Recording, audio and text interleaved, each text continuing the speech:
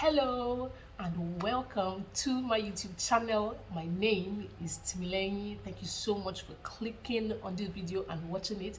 If you haven't subscribed to this channel, please hit on the subscribe button and turn on the notification bell so you'll be alerted every time I drop a new video. And for my already existing subscribers, thank you so much. I really appreciate you. Welcome once again to this video, and let's get right into it. All right,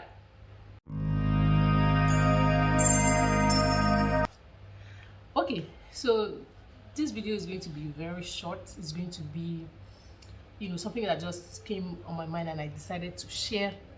It's my experience. And if you're just bumping into this video, let me introduce myself. My name is Timileyin. I'm a wife, I'm a mom, I'm a fashion designer, and I'm a brand partner with Oriflame. I'm also an OAP, so yeah, I wear many hats. Thank you very much. So I'm going to be talking about consistency on this video. I'm not here to preach to anybody. I'm not here to motivate anybody or what have you. This video is as much for you as it is for me. I'm reminding myself of the times I was consistent about something, or the times that I took something seriously, pursued it until I got my desired outcome. I know how hard it can be, to keep at something, to keep trying at something and it not panning out the way you intended it to. But I mean, in the end, when you keep at it, most of the time it pans out well. Most of the time. Don't get me wrong, there are sometimes when you're headed on a venture that you never ought to have started in the first place. That's different. Or for instance, in relationships, you're in a relationship, you're in an abusive relationship, you're in a relationship where you're not treated properly, you're in a relationship where you know that this is not the way to go, this is not what you want for your life, but you still stick there, you still hang in there and try to make things work, like things are going to be better. Let me be consistently nice, or consistently act right, so to speak, so that you can keep. Nah, I'm not talking of any of that. I'm talking about your goals, I'm talking about your dreams, I'm talking about stuff that you have set out to achieve. Not that now this is something that is most of the time solely dependent on you. Like, you are the determinant of the outcome of that situation. Of course, we all believe in God, and we all believe in, or some of us believe in God, some of us believe in a higher power. However it is that you want to say it, I believe in God, you understand, and I know that He has a hand in the outcome of situations in my life, you understand. But He will not leave His throne to come and do things that I am supposed to do. You understand? I'm supposed to put in work. For instance, the Bible says that He's going to bless the works of your hands. If you don't have any work in your hand, there's nothing to be blessed in the first place. You understand? So that you have to find something doing. You have to be consistent at it. You have to work at it. The Bible also says that, see, yes, thou a man who is diligent in his business, he will stand before kings and not before men. So what exactly is this? That is, you have found something to do and you are diligent at it, you are keeping at it, you are consistent at it, and then it pans out as a worthy cause, or it turns out that, oh, okay, thank God I kept at this, thank God I continue to put in effort, and now I'm reaping the rewards of my consistency. Right. So I'm going to be using my fashion designing experience as a sort of like a story to just buttress my points, to solidify in your mind the reason for you to be consistent. There's certain things that you start out, right, and then you, because of inexperience, or because you experience one failure or the other, and then you just give up. Sometimes all it takes is just putting in more effort, learning what it is that you want to learn, and you will then get the outcome that you desire. For instance, I'm going to be using like I said, I'm going to be using my tailoring journey, or my own, a particular story. Right now, let me give you a background history into me being a fashion designer. My mom is also a fashion designer. She started sewing, or she went to fashion school back then in Kaduna. That's where I grew up. She started sewing in 1990. Yeah, that far back. I think how old was I? I was really young then. She just had my sister, and she decided to empower herself to find something to do or to learn a trade, so to speak. And then she went to fashion school. Then in Kaduna, I think it was an intensive 9 months of learning how to sew and all of that. And okay, I don't want this video to be too long, so let me just go straight to what I was saying. Yeah, I started sewing before I was 10. I learned how to thread the machine. I learned how to, put clothes together and sew, you know. I learned how to sew on a straight line. I learned how to join pieces of fabric together and what have you, you know. The machine was always something that fascinated me, that caught my interest, especially myself and my brother. We used to play with it a lot. And then my mom just decided that, okay, you know what, let me just teach you guys how to handle this thing so that you people will not spoil it. And that's how my own journey into fashion designing started. I remember at the age of, how old was I? Probably like 13, 12, 13. My mom had to travel, and then we had an event that we needed clothes for. She cut the clothes, she showed me how to sew it, and without supervision, I was able to do it. I was able to put the clothes for myself and my sister together. You understand? So I learned how to sew a long, long time ago, but I didn't then. And then I was asking my mom to teach me how to cut, because cutting is actually what determines the outcome of whatever it is that you're sewing. So if you cannot cut and you know how to stitch clothes together, your work never complete. Yeah. So I've been asking her to teach me how to cut, but for some reason she didn't. And when she was then ready to teach me, say if I started to do my own shakara, I was asking you, I was begging you before, you didn't answer me. Me too, I'm not going to do it again. Like, it was not a situation of, okay, you're old enough, you'll probably be able to help me. And I'm like, no, to slave trade. When I wanted to learn, you didn't want to teach me. Now that you feel like, okay, I'm going to be useful, you want, like, nah, I'm not doing any of that. So some years passed. After uni, I went to this fashion school and started learning how to make clothes. Now we had projects, right? And because I'd been sewing for a while, it was easy for me to stand out because, like I said, I'd been sewing for a while. So you can't compare me that had been sewing since before I was 10, coupling clothes together and all of that, to someone who just started learning how to sew right there in the fashion school. So it was easy for me to stand out and all. And then there was the story that I'm going to, this particular story. We had this one of the instructors. She was big on assignments, so she used to give us assignments, practical assignments. So after she's done teaching you, she'll ask you, okay, you make this, you make this, you make that. And in this particular lesson, we learned how to make skirts. Then she asked each of us to make skirts of our own, and for me, I wanted to challenge myself and all of that, but if I had known. Anyways, let me continue with my story. I have this friend, we're still friends till now, and then we decided to make high-waisted skirts. We just delayed. We decided to make high-waisted skirts. I was going to make, I think my high-waisted skirt had a band, hers did not. We were going to make high-waisted skirts. We were going to line these skirts. I went a step further to add box pleats at the back of my skirts. My goodness. It was hell sewing that skirt. I made so many mistakes, and the funny thing is, the fabric I bought for the skirt was so beautiful, but I spent more than a week, or about a week. I'm going to send this video, I'm going to send a link to this video to my friend, and I hope she has something to say or whatever. I will find a way to insert whatever it is that she has to say about that our skirt. I'll find a way to insert it into this video. It was hell. Like, who sent us this message? Oh my God, who sent us this message? Who sent us this message? Who sent us this message? We were at this for about a week. One skirt. We are at it for about a week. Struggling with it. We'll make mistakes, we'll lose it. Like, it was horrible. It was horrendous. At the end of the day, I couldn't finish sewing these clothes on the machine. I had to use my hand to stitch this skirt. Like, it was that bad. It was horrible. But we wore our skirts with pride. Oh. Like, I rocked that skirt for more than a year. I wore it with pride. Anybody that had anything to say, I made it, and everybody knows I just a let work. So, I mean, I got some compliments about it, but I know, or I knew that it was a hot mess. You know, it was, Lord, it was a hot mess. But I mean, it was just the effort. Our teacher was so impressed that we decided to go.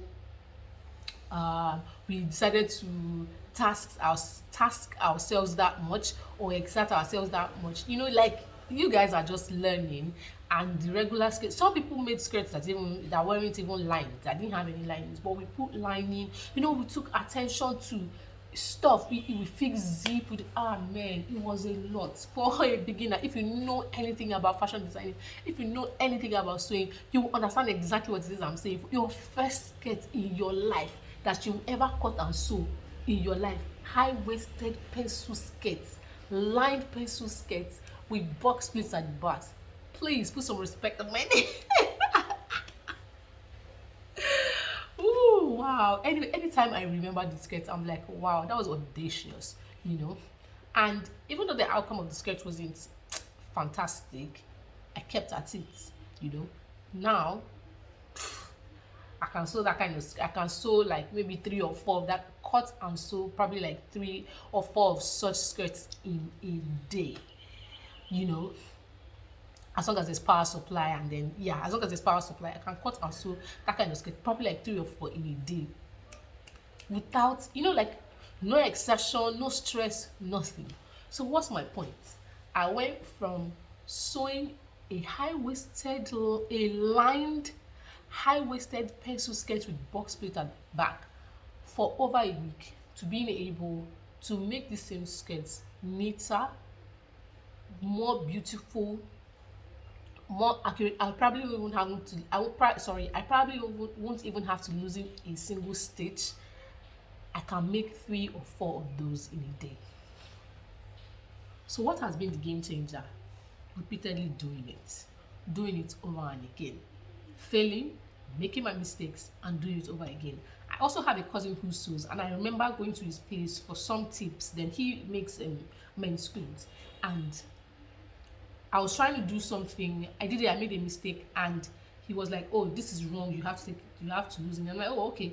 And immediately I loosened it, and he was impressed. He said some people would grumble or complain that they have to do something over again. Look, that is where a lot of us make mistakes, including myself, in certain areas of my life. When you make a mistake at something, you have learned how not to do that. Here's something I also learned with sewing. When you make a mistake and you use wuru to sort it out, when you are going to make that same style or that same kind of dress again, you will make that same mistake because you haven't learned anything. So undoing your mistakes in this regards, as regards, you know, sewing and all of that, or in some cases of life, undoing your mistake, yeah, and having to correct that mistake is where you learn the lesson. So you have learned how not to do that particular thing. Like, is it Thomas Edison that made the light bulb, that said because he failed, like, was it 999 times or 99 times? I don't remember now, but I know that there's a lot of 9s in the numbers. But he failed a number of times, and when he was asked the question, he said he didn't fail. He learned 99 or is it 999. He learned how not to make the light bulb. So that should be our perspective. I didn't plan on saying this, but I am even, you know, catching a revelation from this. When you make a mistake, undo that mistake and try to make it right. You know, not try to cover it up, not try to, you know, look for shady means to try to, not look for shady means to try to make things right, or try to, what's the word now? Just try to cover it up. No, undo the mistake. So that's something that's a valuable lesson that I learned with sewing. When you make that mistake, if you don't suffer the consequence of trying to repair that mistake, you will make that mistake over and again. You will make that mistake over and again. So the best bet for you, if you're learning how to sew, I'm telling you now, this expo, if you're learning how to, or just in life in general, when you make a mistake, go back to where you made the mistake. Try to undo the mistake such that you do not fall into that same rut, or you don't fall into that same issue all over again. Then another thing that is worthy of note is, doing the same thing repeatedly, not necessarily the same way, because that's what is equal to doing the same thing the same way and expecting a different result. We know what that means, right? But you do this thing repeatedly. You consistently find a way to make it better. You consistently try to find a way to make it not necessarily easier, or try to do it faster. You do it over and again such that it becomes part of you. There are certain things that they will ask you if you wake, or sometimes people will say, if you wake me from my sleep, say if I really do this thing. It's because they've done it over and over and over again. They sure have made mistakes, they have learned from their mistakes, and they've moved on from their mistakes. Where a lot of us miss it is that because of that mistake, we stay stuck. We don't move. We dwell on that mistake for too long. I've also been a victim of this. Something has happened, move on from it as quickly as possible. Learn what you have to learn, apply what you have learned so that you can make the situation better. I did not come here or plan to preach or plan to, motivate anyone or anything. It's just something that I've learned, something that I'm still learning, and I thought to share. Right? So whatever it is that you are doing, no matter the state at which you are now, you are failed, you are failing, take a step back. I'm not saying quit. Take a step back. Retrace your steps. Go back in your mind. Check where it is that you made the mistake. Find out where things went wrong and try to work your way back. Try to fix this problem. If you try to patch it where you are without retracing your steps, you will make that mistake again, and this time it might be even more costly. So retrace your steps. Make sure you learn the lessons that you're supposed to learn from making that mistake and move forward. And don't beat yourself up. You are not the first person that is going to make that mistake. You are not the first person that kind of thing is going to happen to. You're not the first person who is tired of where of your situation, or tired of how things are going. You're not the first person. But giving up is what's not acceptable. That's conceding defeat. And no, we are not failures. We are more than conquerors. So retrace your steps, and it's okay if you want to take a break, but don't give up. At the end of the day, don't give up. Continue, consistently push. Just find the will. And if you need to speak to someone, open up, speak to the right people. I'm a friend. Look, me, I believe in God, I believe in Christ, and those are my own views.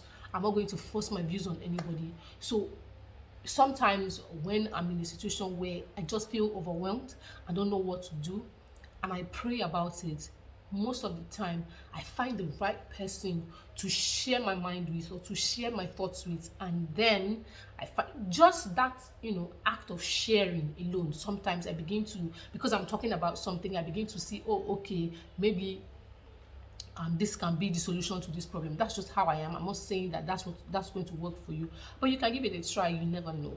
Talk about it and pray about it, and I believe that by being consistent, even in the face of challenges, by being dogged, even in the face of adversity, at the end of the day, you would achieve what you set out to achieve. All right? So I just thought to share this my small story of how I went from making one skirt in 1 week, one horrible skirt in 1 week, to being able to make 3-4 skirts, perfect skirts in a day. Until you put in the work, you probably will not be able to reap the reward. So please don't be afraid of working hard. Don't be afraid of being dogged. Don't be afraid of doing the same thing over and again. Don't be afraid of being consistent. And I believe that if you do, you win in the end. Thank you so much for watching, and please, if you haven't yet subscribed to my channel, what are you waiting for? Please subscribe to the channel. I'm begging you, Shakara. This will not be Shakara. Just please help my ministry. Subscribe to my channel, turn on the notification bell so that when I drop another video, you'll be one of the first people to watch it. You'll be one of the first people to even know that I have dropped this video. Thank you so much, and please hit on the like button. Also, you can share the link to my video to someone who you feel needs to hear this message. Thank you so much. Until I come your way on another video. Bye.